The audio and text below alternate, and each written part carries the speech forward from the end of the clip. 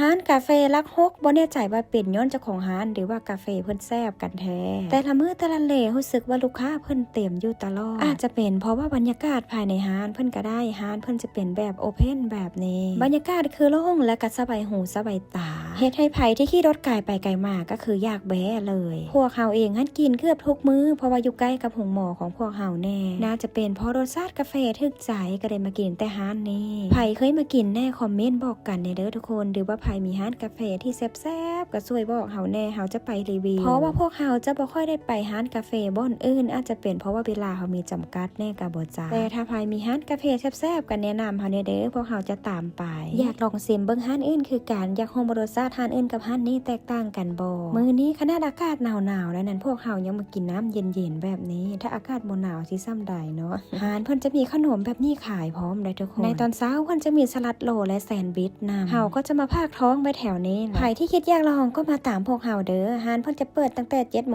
หา 5:00 นเปิดวันจันทร์หาวันศุกร์ปิดทุกๆวันเสาร์